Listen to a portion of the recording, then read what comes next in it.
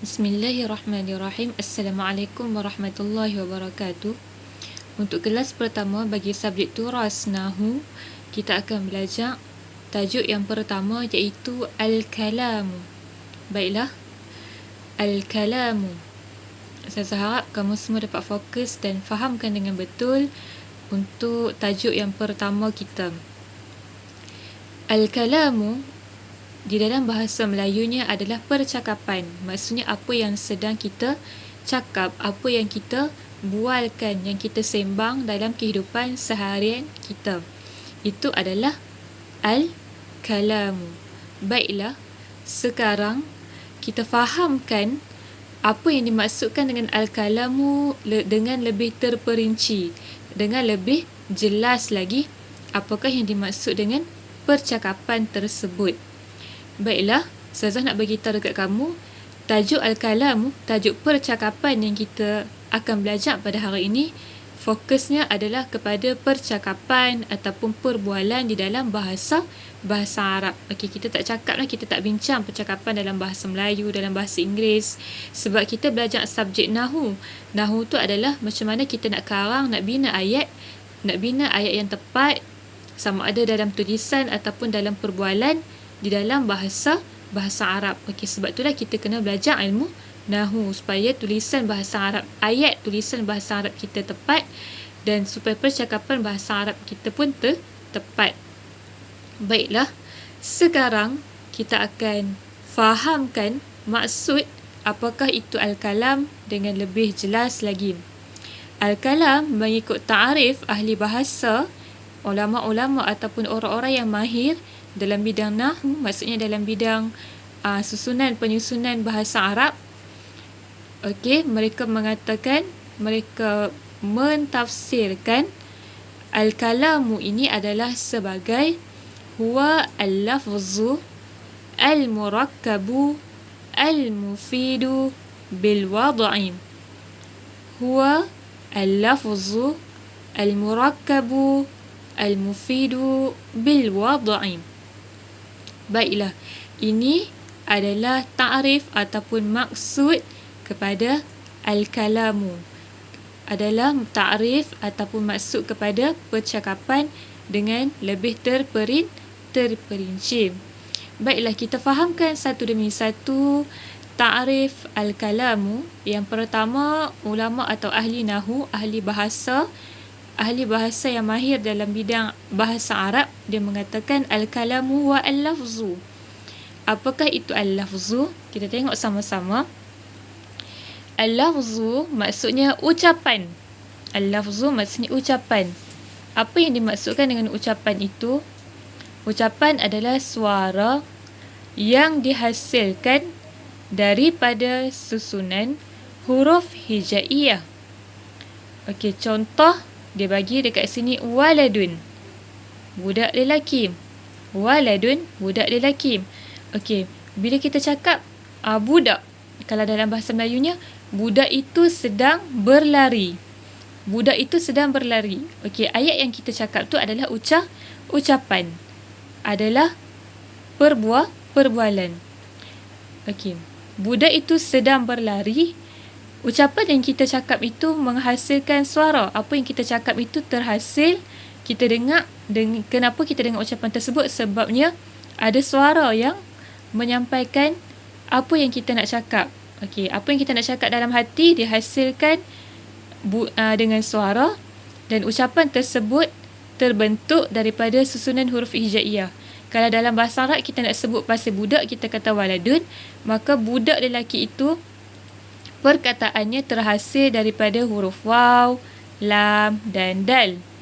Kalau kita nak sebut budak dalam bahasa Melayu, terhasil juga daripada beberapa perkataan.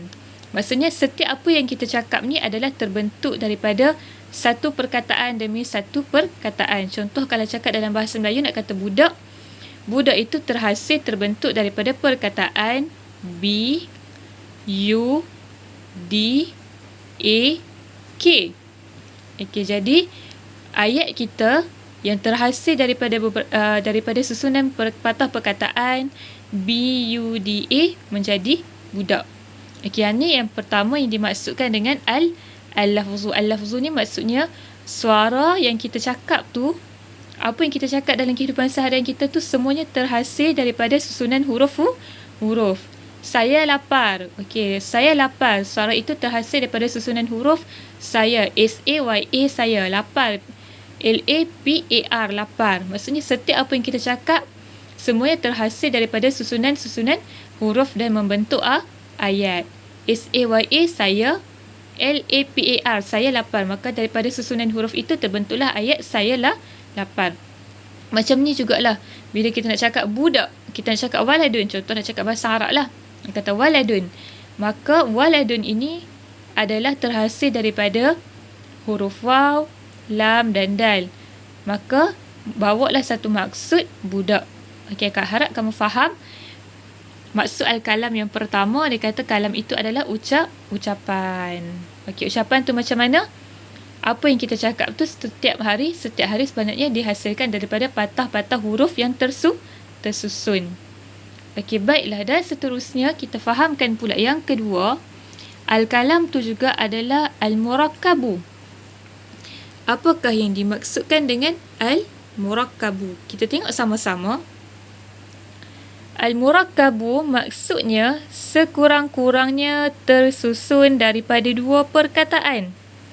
Sekurang-kurangnya tersusun daripada dua perkataan. Maksudnya, ucapan yang kita cakap tu nak bagi jadi bentuk ayat sekurang-kurangnya, ayat yang orang faham lah.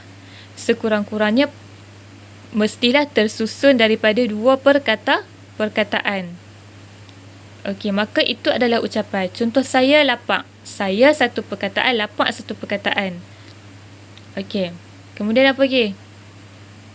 Saya haus. Saya satu perkataan, haus satu perkataan. Maksudnya ucapan tu paling kurang mestilah dua patah perkataan. Baiklah, memandangkan sekarang kita dalam perbincangan ucapan, cara nak bercakap bahasa Arab, cara nak menulis bahasa Arab, maka kita fokuskan kepada susunan dua perkataan dalam bahasa Arab. Maksudnya, kalau dalam bahasa Arab ni, dia kata ucapan dalam bahasa Arab ni sekurang-kurangnya tersusun daripada dua perkataan. Dua perkataan tu macam mana? Perkataan yang pertama, sama ada isim dengan isim. Maksudnya kata nama dengan kata nama. Okey, kata nama yang pertama Muhammad. Kata nama yang kedua Zakiyun, bijak. Okey, jadi Muhammad bijak. Okey, maka bila satu-satu ucapan itu tersusun daripada dua perkataan, Muhammad perkataan pertama, Zakiyun perkataan kedua, maka ucapan itu dah dikira lengkap, dah dikira sempurna, dah dikira difahami. Muhammad bijak. Okey. Bahagian yang kedua pula, perkataan tersebut adalah binaan ayat sama isim dengan fi'il, kata nama dan kata kerja. Jalasa Sa'idun. Jalasa adalah fi'il, kata kerja. Sa'idun orang adalah isim, kata nama. Telah duduk Sa'id ataupun Sa'id duduk. Maksudnya, setiap ucapan dalam bahasa Arab tu sekurang-kurangnya tersusun daripada dua perkataan. Yang pertama, sama ada dua perkataan tersebut kedua-duanya adalah kata nama dengan kata nama. Maksudnya, dua perkataan tersebut, yang pertama sama ada kata nama dengan kata nama, Muhammad Syardik, ataupun ayat tersebut tersusun daripada dua perkataan juga, iaitu kata nama dengan kata kerja. Maksudnya sesuatu ayat dalam bahasa Arab tersusun daripada dua perkataan, sama ada dengan kata nama atau dengan kata nama, ataupun dua perkataan tersebut adalah daripada isim dengan fi'il, kata nama dan kata kerja. Harap kamu faham apa yang dimaksud dengan al-murakkabu. Baiklah, seterusnya kita ke bahagian yang ketiga yang ada dalam ta'arif, ada dalam pengertian al-kalamu, iaitu al-mufidu. Al-mufidu. Apa maksud al-mufidu? Kita fahamkan sama-sama. Al-mufidu dimaksudkan sebagai adalah perkataan atau percakapan itu boleh difahami oleh orang yang mendengar. Perkataan atau percakapan itu boleh difahami oleh orang yang mendengar. Contoh, nama Aliyun. Ali telah tidur. Baiklah, bila saya cakap Ali dah tidur, kamu faham ke tidak ayat tersebut? Faham kan? Sebab ayat tu dah lengkap. Okey, jadi bila ayat ini lengkap, maksudnya apa yang kita cakap itu boleh difahami, maka ayat tersebut ataupun percakapan tersebut dikira al-mufid. Al-mufid tu maksudnya orang yang dengar apa yang kamu cakap dia faham. Contoh, saya lapar. Okey, ayat tu dah lengkap. Bila kamu kata kamu lapar, orang faham, oh dia ni lapar. Saya dah baca Quran. Ayat itu lengkap. Orang pun faham. Maksud dia kamu dah selesai membaca Al-Quran. Jadi ayat itu lengkap, orang yang dengar pun faham, maka ayat kamu ataupun percakapan kamu dipanggil sebagai al-mufid. Contoh percakapan yang tak mufid. Yang tak dikategorikan sebagai mufid. Mufid tu maksudnya percakapan yang tak dikategorikan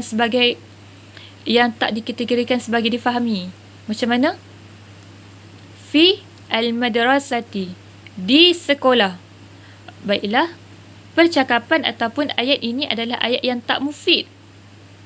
Sebab apa tak mufid? Sebab ayat ini tidak boleh difahami, tidak lengkap. Contoh, tiba-tiba kamu kata kat kawan kamu, kamu pergi dekat kawan kamu, kamu kata, ni di sekolah. Jadi kawan kamu yang dengar kamu cakap pun, kawan kamu pelik. Kamu ni nak cakap apa sebenarnya? Dia pun tertanya-tanya. Kenapa dia tertanya-tanya? Sebab dia tak faham apa yang kamu cakap. Sebab tiba-tiba je kamu pergi dekat dia, kamu kata di sekolah. Jadi ayat di sekolah ini tidak dikategorikan sebagai mufid. Sebab apa? Sebab tak boleh difahami. Ataupun tiba-tiba kamu kata, kereta. Kawan kamu kata, kenapa ni tiba-tiba main duk kereta. Jadi ayat tersebut tidak dikategorikan sebagai al-kalam al-mufid. Sebab apa? Kereta tu adalah ayat yang tidak boleh difahami. Baiklah. Jadi, macam mana ucapan yang betul, cara bercakap yang betul di dalam bahasa Arab ataupun cara nak tulis ayat bahasa Arab dengan betul? Mesti ada yang pertama, al-lafzu. Al-lafzu tu maksud apa? Ayat yang kamu nak cakap tersebut ada susunan huruf hijaiyah. Tiba-tiba kamu kata A apa? Jadi ayat tu tak tersusun daripada huruf hijaiyah. Tak dikira sebagai ucapan. Kena lengkap lah. Kena ada arnab. Arnab adalah susunan huruf hijaiyah, alif, ra, nun, ba, arnab. Arnab lah dalam bahasa Melayu, dalam bahasa Arab pun arnab. Jadi cara nak menulis bahasa Arab yang betul ataupun cara nak bercakap bahasa Arab yang betul, yang pertama, apa yang kamu cakap tu mestilah terdiri pada susunan huruf hijaiyah. Maksudnya patah-patah yang kamu cakap tu orang boleh faham lah. Dan yang kedua, ayat yang kamu nak cakap tu paling kurang 2 perkataan. Saya lapar. Bila 2 perkataan orang faham dah. Bila cakap satu, saya, adik, orang tak faham. Jadi tak sempurna ayat tersebut. Dan yang ketiga, ayat tersebut mestilah difahami. Saya tidur. Saya mai sekolah awal. Saya baca Quran 10 muka surat. Okey, jadi cakap bagi lengkap, bagi sempurna. Dan yang keempat, apakah maksud al-kalam? Bil wada'i. Maksudnya, percakapan dalam bahasa Arab dalam perbincangan ilmu nahu tidak termasuk percakapan dalam bahasa lain. Baiklah.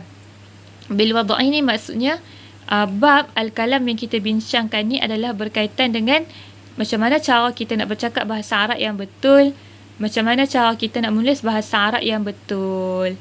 Okey, tidak termasuk perbincangan di dalam bahasa-bahasa yang lain. Baiklah, inilah yang dimaksudkan dengan al-kalam. Jadi saya ulang sekali lagi sebagai kesimpulan, percakapan, cara kamu nak bercakap bahasa Arab yang betul, Ataupun boleh jugalah kalau kamu nak menulis bahasa Arab yang betul, sebab apa yang kita tulis tu kita baca kan. Jadi kena ada apa? Bukan paling kurang, mesti kena ada 3 benda ni. Al-lafzu, al-murakkabu, al-mufidu. Yang pertama, lafaz perkataan tersebut mestilah terhasil daripada huruf hijaiyah yang lengkap. Waladun, arnabun, abun. Abun susunan huruf hijaiyah daripada alif dan ba. Abun ayah. Jadi kalau kata a, kalau kata ba, tu tak dikira sebagai ucapan dah, sebab tidak terhasil daripada susunan huruf hijaiyah. Dan yang kedua, ucapan tersebut kalau kamu nak cakap satu-satu benda, kurang-kurangnya 2 patah perkataan.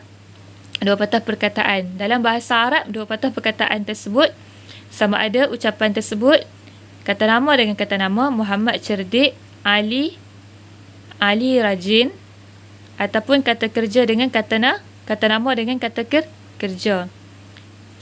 Sa'id duduk, Abu makan. Tu kata nama, kata kerja. Dan yang ketiga, al-mufid, maksudnya setiap ucapan yang kamu nak cakap tu ataupun tulisan yang kamu nak tulis tu mestilah boleh difahami.